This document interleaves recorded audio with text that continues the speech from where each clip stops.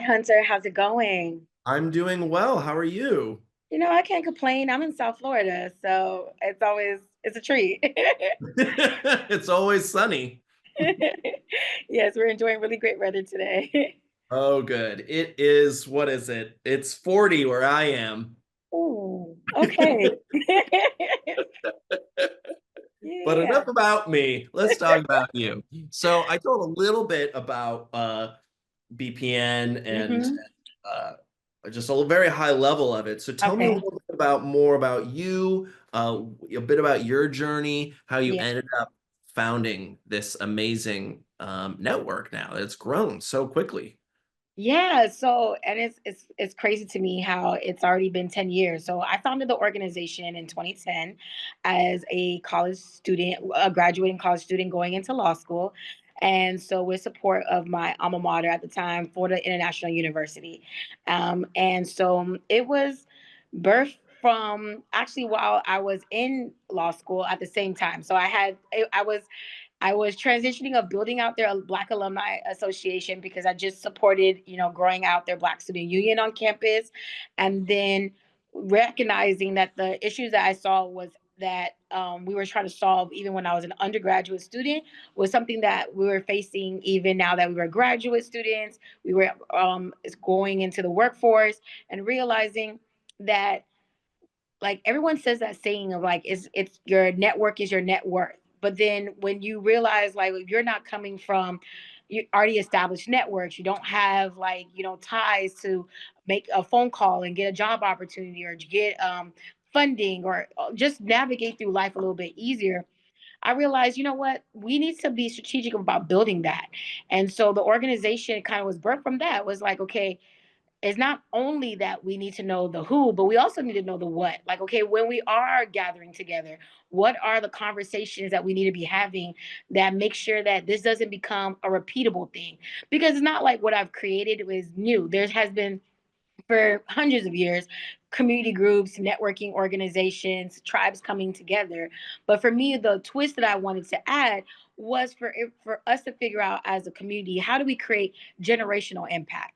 Like, how do we build a group of network of individuals together, leveraging their professions, leveraging their businesses, and seeing that as seed funding towards legacy creation. Wow. Yeah.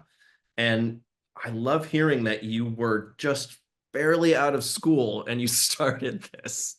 That's incredible. Thank you, thank you. Yeah, I always look back and I was just like, I don't know what kind of kid I was because, but it's just like, but I think I'm really much aligned in the fact that when something is called on you to do, it's like, and I'm passionate about this, but I always tell people that it was also sometimes a little bit resistant because I could think about if I knew what I knew now. I think a lot of people would feel this way. Especially if you want to start a company, you want to launch something like really big, it's scary. And if you didn't get the push to do it and you like actually stop to think, you probably would like talk yourself out of it. And you would definitely decide like, yeah, no, somebody else can do that. So I'm glad that I just had like, grand illusion that was powering me through. and and that way I didn't stop and realize like, whoa, this is actually pretty big. I probably should, rethink this a little bit, but it Yeah. all worked out. Yeah, with delusion. Delusion carries you really far.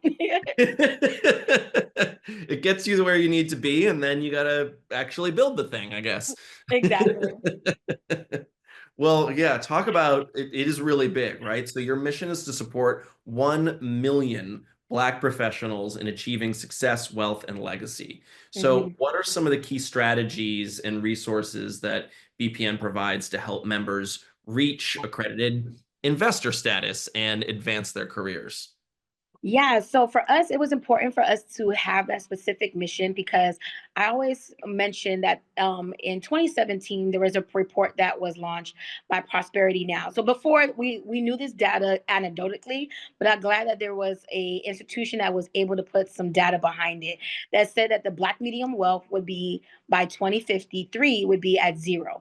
And so a lot of when that report came out, a lot of people didn't understand how that was possible, because there was a slow, especially an increase in the amount of Black people who were going to college, especially graduating with multiple degrees. So there was still some kind of disconnect, and even high school enrollment, like high school graduation, the numbers were upticking about that point. But then when they thought about like the amount of debt that we were accumulating because of our college attainment, and the fact that even when we were getting into these professions, we were we were still had like some financial literacy gaps, in far as like the difference between acquiring assets that actually don't grow your wealth, or acquiring assets that are just keep you at net zero in big picture. And so for us, it was really important for us to kind of like dive deep into that. And so the resources that we provided since then, of like, with we do a series of master classes, such called our Freedom Fund. We bring in different thought leaders, from private wealth managers to financial literacy coaches, professors, basically a whole gambit of individuals who share on not only how for you to increase to, like, beyond the sticker numbers of like, oh, build your budget and save. No, now it's going into like, hey, now that, let's be strategic.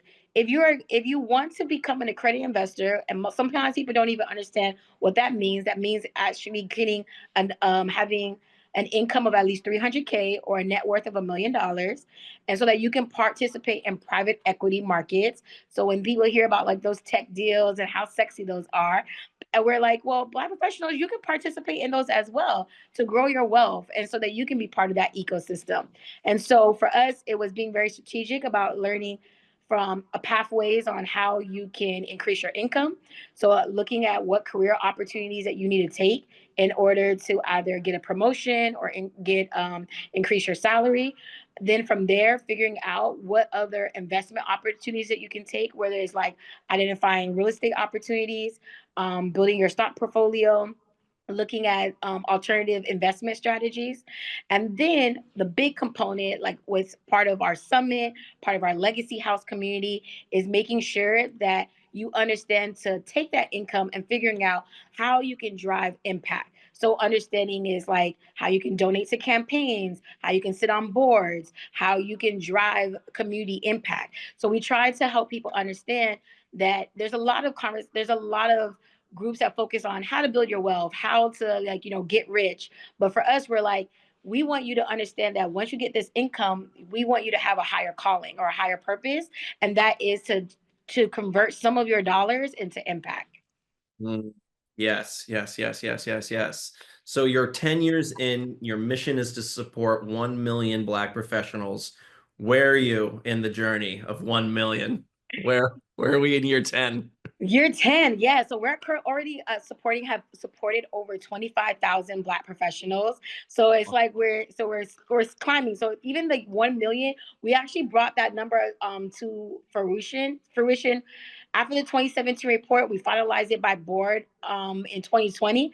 So now we're slowly climbing closer to that 1 million. We went back and reviewed all our data to figure out. So we're really proud of the fact that we, year after year, we've been able to touch as many Black professionals as possible, while they're getting them increasing their salaries because of the job promotions that they were able to have, connecting them to investors who have been building their business, and Mhm. then being able for them to build up their real estate portfolio. So we've been very happy about kind of like the impact we've been able to create with our network.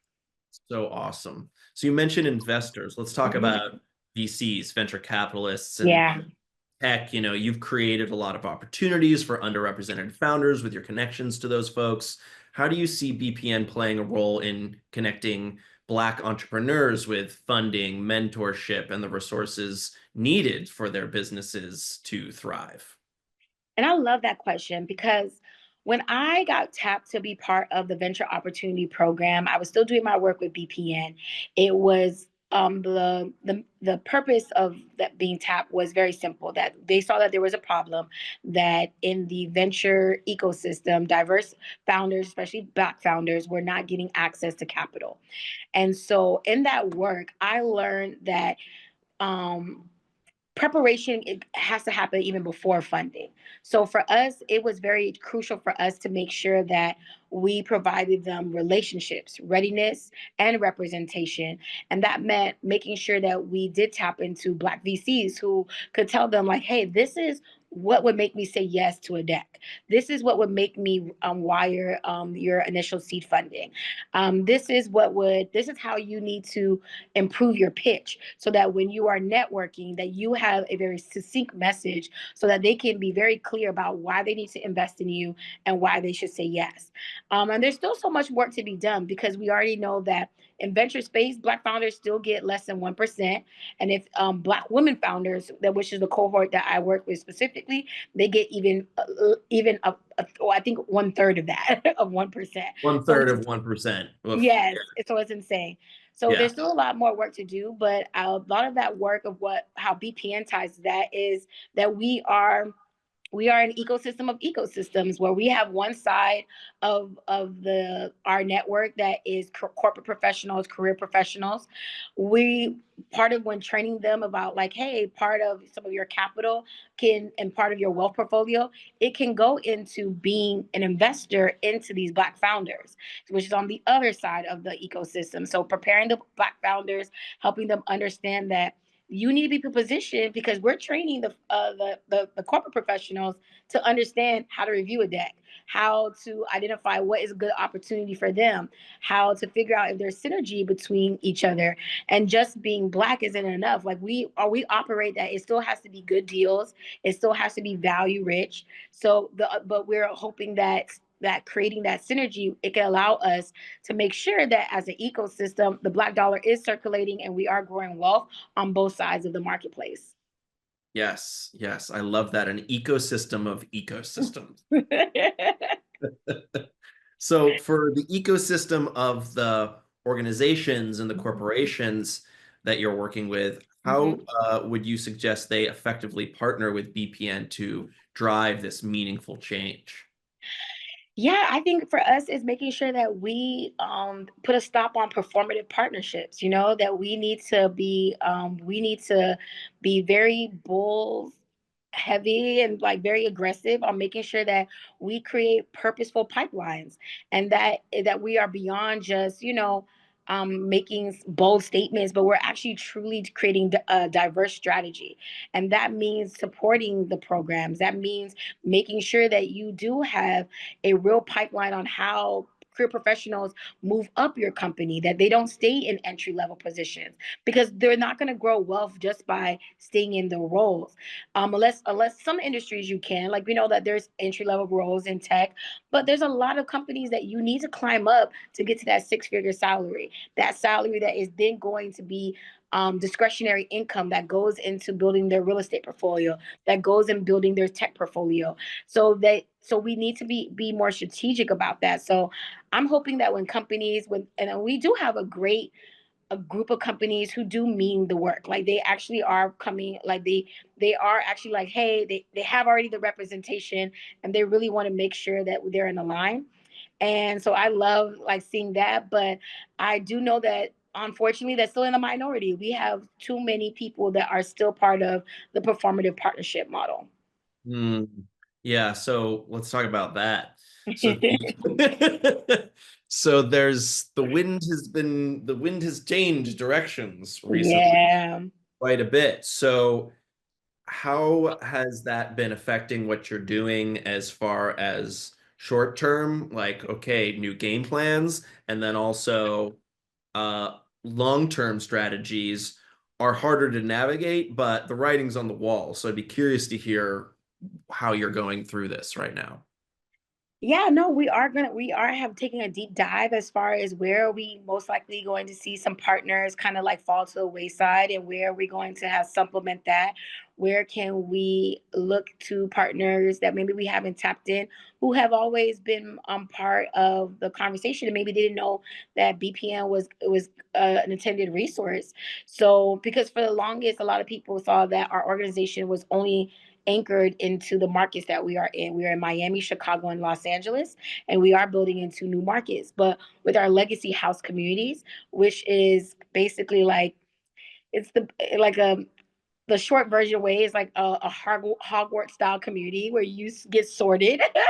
And like the best way I can say, you get sorted into a community of your peers that match your legacy building type. And so we tell our corporate partners that a lot of your employees, like we don't see them, like you might see them as all like Black professionals. We see them as they might be a guardian, and that's a person who legacy builds with their family or community in mind. They might be a luminary that they focus on, you know, their thought leadership and like the creativity that they want to leave behind. They might be a tycoon. They might think about the opportunities or the empires that they want to build. Or they might be a diplomat that they're focusing on relationships and social impact.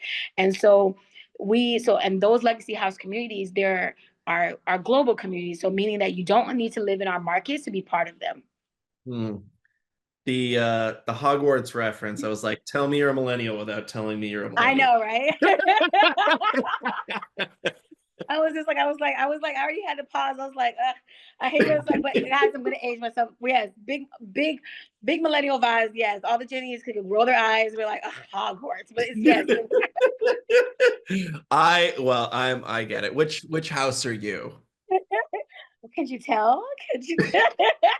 I'm big Gryffindor energy, but Yes, I'm yes. definitely like a part of the sorting hat definitely said I could be Slytherin too. So I always I there's think always I'm over in Hufflepuff. We're just kind of figuring it out and by the wayside over here. I'm just one of you the, know you gotta have some good Hufflepuffs in the crew. You know it you works. know? The circle is not complete. Like or like So I'm also curious. We're looking back a little bit into some of our early days, and I'm hmm curious for you, where did this drive come from, right? So hmm you're helping people learn how to create generational wealth. Were you learning this early on? Because then you went to law school and now you're doing it for a living with other people. Where did this spark come from? Well, my background is that my family, my parents are from Haiti. So, but I was born here, and my father, he's a pastor. So for me, being part of being service, Mm, being has always been rooted. So I think it's just like understanding that like coming from a culture where it's not rare to have a Black president, right? So it's like my parents did not grow up feeling like it was rare to see a Black general or a Black president or this. So mm, I think that part of being raised by someone who saw all the possibilities of Blackness was important. But then being raised in Miami, Miami, being raised in America, and seeing how across so many different cultures, those who also have that experience, especially like my fellow Caribbeans or fellow Africans who also have that experience, but just wanted to see how we could, as a diaspora, come together and like really infuse that, and seeing at the power of us recognizing we could be any and everything, and that we should be any everything, not only for. And I'm always very clear about, and I say this especially even our partners, like it's good business to be pro-Black in a sense, even if you are not Black, in a sense that when you're trying to think about like what drives an economy, what creates mutual impact and mutual success, all of us being able to do well reduces the burden on so many communities. Just imagine about the amount of money that we wouldn't have to spend on alternative resources or especially when I think about on the government side, like if we had the means and we weren't always being seen as on the receiving end of some of that support. So for me, I honestly just think about like I'm maybe that's the guardian me. That's the house I'm in BPN. So the guardian me just wants to be able to see communities thrive, and I want us to have all the opportunities and all the options available. And I think since a kid, that's always just been kind of like my mo. I love that. Thank you for sharing that. And I love hearing people's root whys. It really just fills me up with joy. We got a question here from the chat. Someone asked, after working at your own business for so long, how has it been different from working in the education ecosystem at FMU? Was that? So I still did both. So I feel like what the tie is, well, academic is always interesting, right? So it's like with it's still a lot of it theory based, wanting to make sure they're but the similarities is that still wanting to make sure that there's a next generation of business leaders, thought leaders that are going to go out into the market and be successful.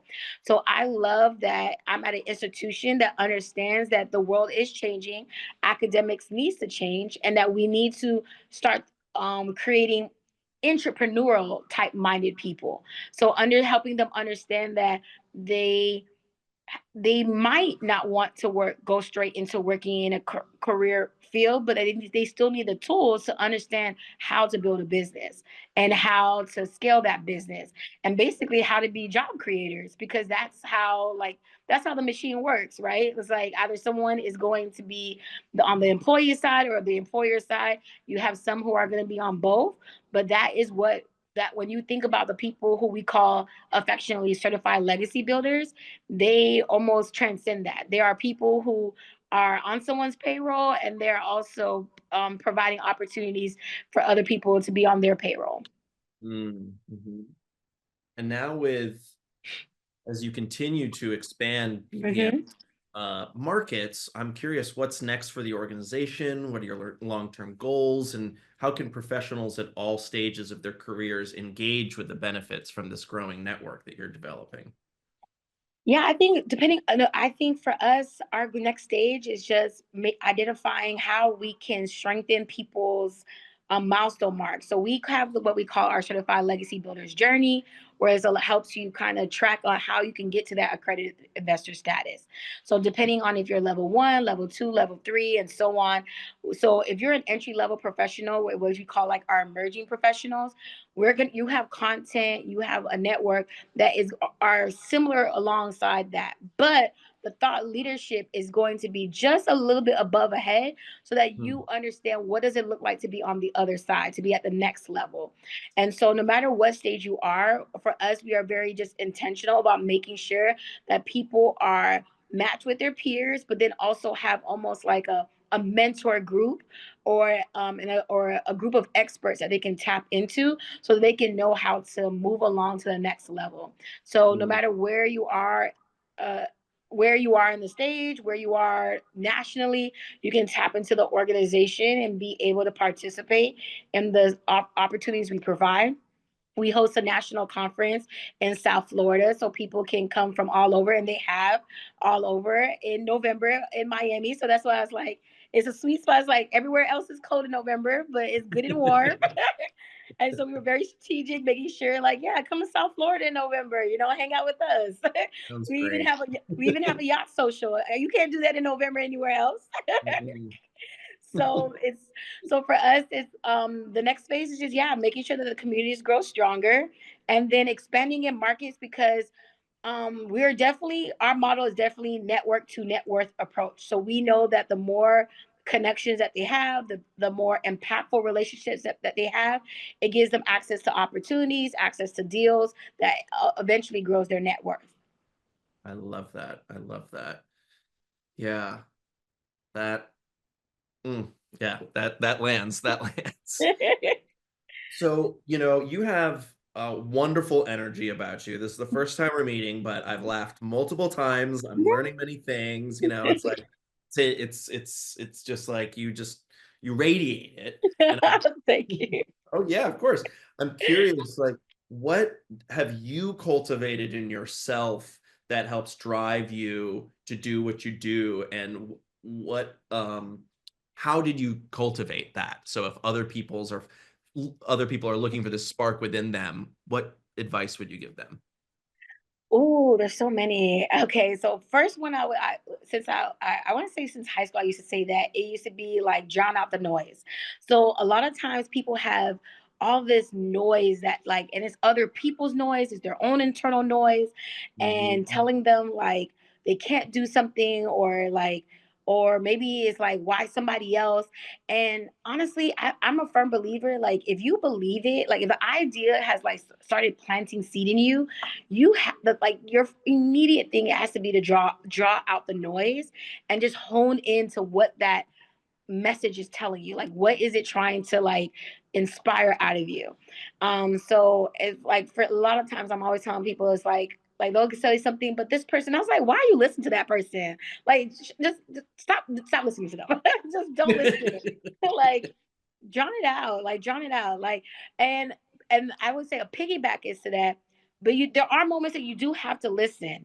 But so you have to be very mindful of who are you listening to, and is it coming from a source that you want to mirror, that you respect, that you would lead, like you would follow blindly. If you feel like you can't answer that, then that is proof that you probably should drown out that noise, because it's not in alignment. And this person could be an authority figure, but they may not be authority figure in what you're trying to do. So you have to be make sure that you definitely make sure that when you are listening to thought leaders, experts, that it's in alignment with what you're trying to do. And it's not because, like, oh, well, they have a following or this, that. Maybe they know what they're talking about. And I was like, they know what they're talking about in like basket weaving. But I'm trying to swim. I get it. I'm not going to listen to them. I'm going to listen to Michael Phelps. So it's like, so I just be that's the I think that has helped. And I think the third one is be very clear about what value means to people. I think oftentimes people go, and especially in networking, this is something I preach to like our members. Networking, a lot of times people look at it as is very transactional, and it can feel sometimes inauthentic, but it doesn't have to be if you're understanding that everybody has something of value. Like one of the things that I tips that I provided was like a lot of people, especially business owners, this is a tip I usually give to my founders, that a lot like your family and friends usually are not your ideal clients. Usually they're not. Like you're building a business, you don't really like you want their support, but they may not be the intended audience for the service or product that you're about to launch. But when you're networking, your family and friends are intended audience for somebody in that room. So you do Mm, have value to provide. And it's basically making sure that you are being a strategic listener, active listener, and figuring out like what's important to them right now. Is it getting more deals? Is it getting more clients? Is it getting some impressions? Is it finding a new influencer? Is it finding a lawyer? Like just figuring out like what's the pain point, and making sure that you walk into the room understanding that how to provide intentional value. mm-hmm. Yeah, our network can be extremely valuable, right? Yes. And sometimes we underestimate that because we're not thinking about those people. But you might have somebody right now who's like, well, I know somebody, actually know a human resources person, like my friend, he's VP of HR at this company. I would love to see, maybe I can connect you guys. And I was just like, yes, thank you, I would love that. Like you just never know who could be of value to somebody. And I think it's just really important for us to do a deeper inventory of like the relationships that we have and how they can be of value to someone. Yeah, yeah. So we only have a couple of minutes left. Is there Mhm. anything that you want to make sure we touch on before we're out of time? No, just thank you guys so much for the opportunity. I really love just being able to chat with you all. I just love hearing also the previous speakers like stories, and just looking forward to hearing everyone else. People can, if they want to learn more about BPN, they can follow us on Instagram or LinkedIn. It's Black Professionals Network, all one word. Or they can visit our site mybpn.org. And I just look forward to, right now we're launching our Black History Month campaign, and we're rolling out different programs. So if you're in Miami, Chicago, and LA, definitely tap in. But we also are doing some virtual sessions as well. Amazing. Well, I'm going to put on my calendar for November to come Yes. visit. Yes, November in Miami, Veterans Day weekend. Well, thank you so much for making the time. I really appreciate this conversation, and please come back. I hope we get to do it again. Yes, no, appreciate it. Okay. Have a good rest of your day now. Thank you.